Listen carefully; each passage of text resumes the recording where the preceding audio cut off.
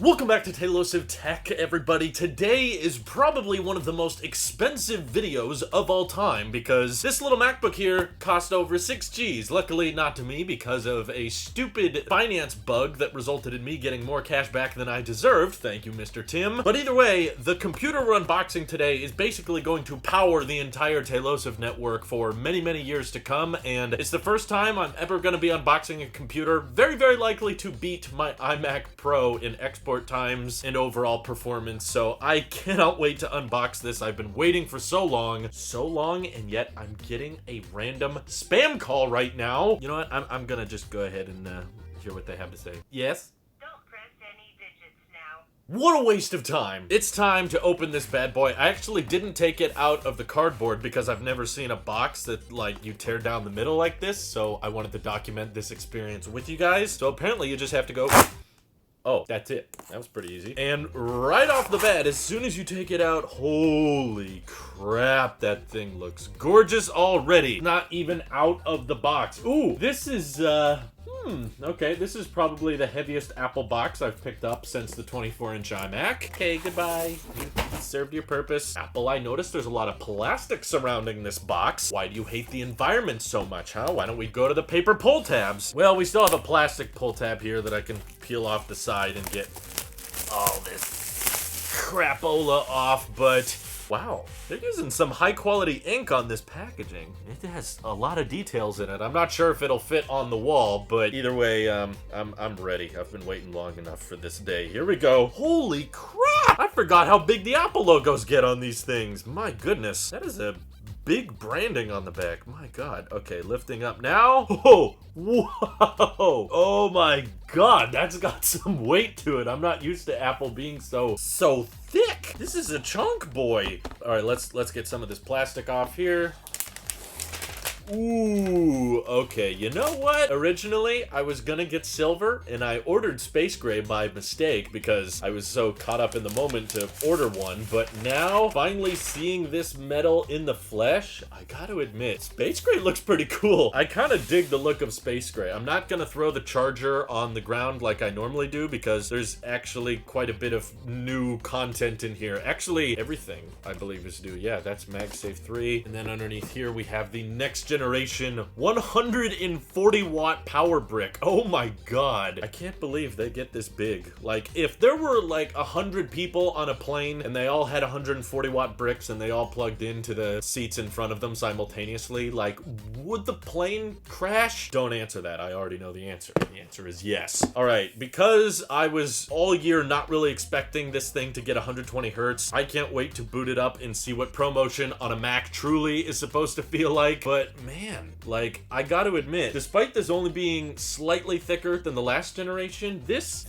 does have quite a bit of chunk to it. I'm not gonna lie. Like, it takes me back, like, to the older days. It feels like those older generation MacBook Pros. But, you know, like, as much as I meme on it for being heavy, keep in mind the last MacBook I reviewed was the M1 MacBook Air, okay? And that thing's like the lightest Mac ever, only short of the 12-inch MacBook. But obviously, when you go to a larger screen size like this, you're gonna pack a bit more weight with you. But, you know, I'm just visualizing now, like, moving it around, throwing it in a bag, moving it to a different part of the house. It might take some exercising to get used to, but I think I can get comfortable with this. Considering how much power they're able to pack in just under 5 pounds, I'm impressed. And as thick as it looks, you know, it's actually not that much thicker than the last generation. It doesn't feel that hollow. You know, my wife has, like, the 2008 MacBook Pro, and while that one is still a bit thicker than this, it feels like more solid. Like, there's not so much moving space around on the inside, which I guess is good, but I guess in person it's just looking slightly more chunk than I was anticipating. But you know what? I don't care because it's got the M1 Max chip, it's got 8 terabytes of storage, it's got the 32-core GPU, and of course none of that really matters. What truly matters is editing in Final Cut at 120 hertz, which makes no difference whatsoever. But let's boot this bad boy up. Oh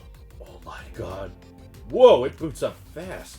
Let me peel that plastic off. Dang, okay, it's already going. It's already booting up. Dude, this keyboard though, oh my God. Oh, wow, the bezels look so thin. Oh my goodness, this frame rate. I notice it instantly. Holy cow. Oh, I could move around this mouse all day. Oh, this is so satisfying. I'm sorry. I can't even go through the setup process right now. I just love seeing my mouse in ProMotion. Press the return key. I knew Siri was gonna start talking. I mean, the speakers sound great, but can't they tell that I'm moving around the mouse and I know what I'm doing here? All right, so display, of course, being pushed right to the edge, looking very crispy, very bright and immersive. So far, the colors look nice. This display is so massive, despite being in a notebook so small. This is kind of bizarre. I don't know if this is a bit of a spoiler alert, but this video, I'm absolutely planning on editing on this MacBook Pro, and in future videos, we'll be able to dive more into performance and comparisons with the iMac Pro. Today is just about like unboxing and first impressions of the design. But thanks to the M1 Max chip being so fast and capable, it shouldn't take very long for me to pump out some more videos on this subject. Also, just as I'm going through the setup process here, I'm discovering how kind of bizarre it is that the mouse goes right behind the notch. I think that's better than the mouse like stopping when it hits the notch, but it just is a weird sensation I'm not quite used to. But this is all going to become menu bar very shortly. During the setup process, that's pretty much the only time I plan on embracing the notch. My default wallpaper on my iMac Pro is pretty dark anyway, so it makes the menu bar blend in fairly well. Man, I gotta admit, the black background on the keys was a very subtle but appreciating touch, because this looks so much better than before. I'll be honest though, it feels a tad weird. Like, the last few MacBooks I've used of this size have all had touch bars, and I know a lot of people hated it, but I'll be honest, I am gonna miss it just a tad bit. I like that it has the full-size function keys now. Like, if you're gonna have keys, that's probably the more pro way of doing it. And I also kind of dig this new look of the Touch ID button, the fact that it's a circle on top of a key now, instead of like a tiny power key that's also happens to be Touch ID. Like, aesthetically, this looks better, but, you know, even my first MacBook Pro I ever bought did have the touch bar attached to it, so it's kind of a bizarre regression we're taking now.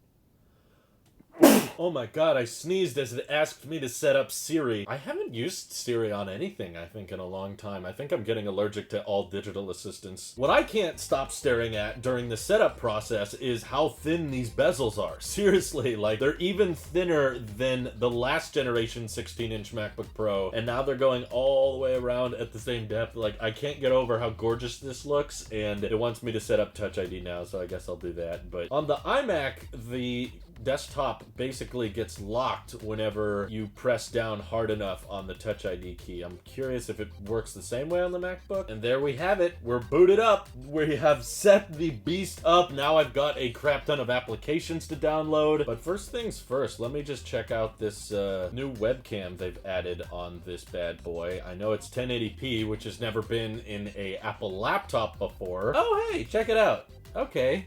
Yeah.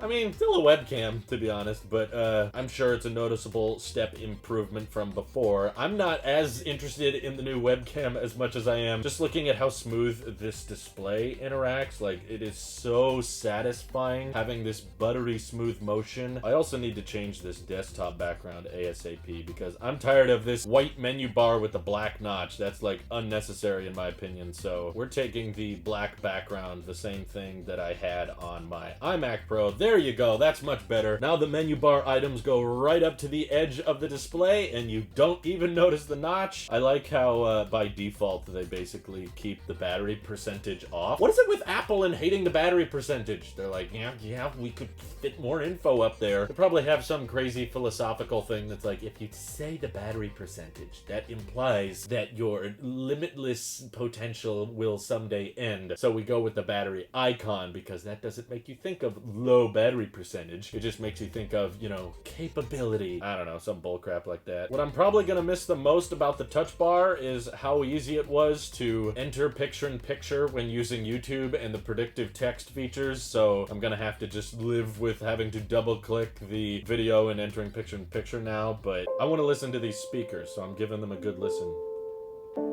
So bassy. Wow.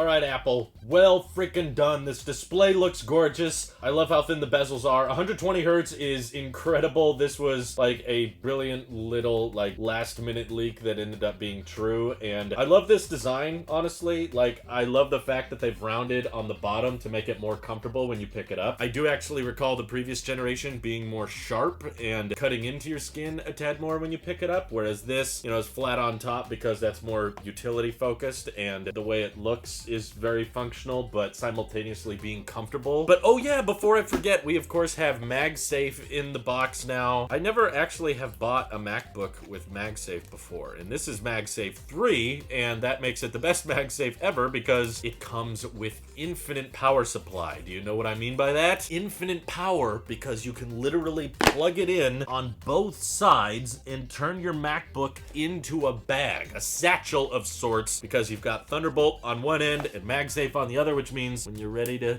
snap together, it just started charging itself. Oh my god. Check it out, everybody. Infinite battery life on the new MacBook Pros. I did not add that in editing, by the way. It literally did just make that sound. So you plug in on one side. I love that this cable is braided, by the way. I think this will age far better, but yeah, you just plug it in on the other end.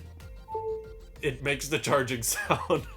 That's so stupid, but I find it hilarious that it still works. Also, I've heard a mystery about the stickers that come with this next generation MacBook Pro. Wanted to get to the bottom of it as quickly as possible because I missed you so much. Black Apple stickers, ladies and gentlemen. These are rare. These are pretty dang hard to find these days, and I love the way they look. I have no clue what I'm gonna put them on, but thank you, Apple. I've got black Apple stickers again. I think my iMac Pro came with them, and I ended up keeping that for 4 years, so why not just keep this trend going? If it comes with black stickers, I gotta hold on to it, but yeah, this brick is gonna be funny. It's gonna take some getting used to. I'm curious, too, how power efficient the M1 Max chip can actually be, because I do have like a 30-watt USB-C brick, and I'm curious to see if that can sustain the power consumption of this when I'm using it, or will the battery still drain over time? I'm not sure. I don't know, but there's certainly a lot more performance and Geekbench tests we gotta do in the near future. But first impressions are, this design looks amazing. I'm already in love with it. This is like my best chassis implementation I've seen, with like the flat front and the curved bottom. It's just a tad thick, but I don't really mind because I know what kind of performance is in here, and I can't wait to start editing on it. So I'm gonna wrap up this video now and